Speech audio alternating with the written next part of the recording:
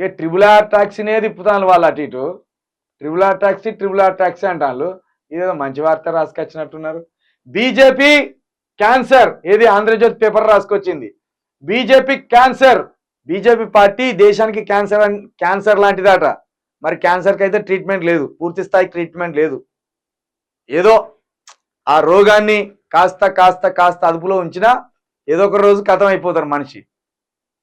క్యాన్సర్కి ఇంతవరకు ట్రీట్మెంట్ లేదు. అట్నే బీజేపీ ఉన్మాదానికి కూడా ట్రీట్మెంట్ లేదు. బీజేపీ అనేది ఈ దేశానికి క్యాన్సర్ లాంటిది. ఆ జబ్బును తొలగించుకోవాలి, మనము ఆ జబ్బును పెంపొందించుకోవద్దని మన ప్రియతమ ముఖ్యమంత్రి గారు నిన్న ఆంధ్రజ్యోతికి ఇచ్చిన ఒక ప్రెస్ మీట్ లో మాట్లాడడం జరిగింది. ఇది నిజంగా మంచి మాట. నువ్వు బీజేపీ మీద ఎంత పోరాటం చేస్తే నీకు అంత మద్దతు పలుకుతాం.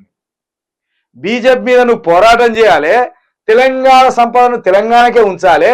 మళ్ళీ సోనియా గాంధీకో రాహుల్ గాంధీకో ఇక్కడి ఒక్క రూపాయి కూడా పోవద్దు. నువ్వు తెలంగాణ కోసం నిలబడితేనే నిన్ను మెచ్చుకుంటాం మేము. మళ్ళీ కాంగ్రెస్ గుమస్తగా కాంగ్రెస్ కోసం ఇక్కడి మూటలు తయారు చేసేట్టు పంపితే మాత్రం మళ్ళీ అట్లా కూడా ఓకం. నువ్వు బీజేపీ మీద గట్టిగా ఫైటింగ్ చేయి, నీకు ఖచ్చితంగా మద్దతు ఇస్తాం. ఆ పార్టీతో తెలంగాణకు ప్రమాదం. బీజేపీతోటి కాదు, కాంగ్రెస్ తోటి కూడా ప్రమాదమే. కాంగ్రెస్ తోటి కూడా ప్రమాదమే. ఇది ప్రజాస్వామ్యం అని ముసుగు వేసుకున్న డైనోసార్. అది ముసుగు తీసి మతతత్వాన్ని ఎత్తుకున్న డైనోసార్. అది డైనోసారే, ఇది డైనోసారే. కానీ ఇది ముసుగేసుకొని వస్తుంది, ప్రజాస్వామ్యం అనే ముసుగేసుకొని వస్తుంది కాంగ్రెస్ పార్టీ. వేళ్ళు అనుకుంటే శాంతిని మర్చిపోవాల్సిందే. వేళ్ళు అనుకుంటే ఈ దేశంలో శాంతి అనేది మర్చిపోయి విద్వేషమే ఉంటుంది అని చెప్తాను. దానికి అధికారం ఇస్తే మధ్యయుగాల పాలనే 100%. ఎన్నికల్లో ఒక్క సీటు కూడా గెలవకూడదు. రాష్ట్రాన్ని బీజేపీకి అప్పగించేందుకు బీఆర్ఎస్ కుట్ర. ఒక చక్కగా నువ్వే 8 మంది డమ్మీ క్యాండిడేట్లను నిలబెట్టినావు. కాంగ్రెస్ అభ్యర్థులు కొన్ని చోట్ల ప్రచారమే లేదు. ఉదాహరణకు మల్కాజ్గిరిలో ప్రచారమే లేదు, సికింద్రాబాద్లో కూడా ప్రచారమే లేదు.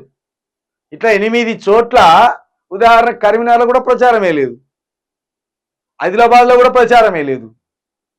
8 చోట్ల కాంగ్రెస్ డమ్మీ క్యాండిడేట్లు పెట్టి అక్కడ బీజేపీ వాళ్ళకు మద్దతు ఇస్తాను. వీళ్ళు ఖచ్చితంగా అటువంటి సీట్లలో బీఆర్ఎస్ గెలవబోతుంది. కాబట్టి బీఆర్ఎస్ని మీరు కనుక కొంచెం హెడ్జిచ్చి పైకి లేపితే రాష్ట్రం బలంగా ఉంటుంది. అది బాగా గుర్తుపెట్టుకోండి. 6 సీట్లలో ఆ పార్టీకి డిపాజిట్లు కోల్పోతుంది.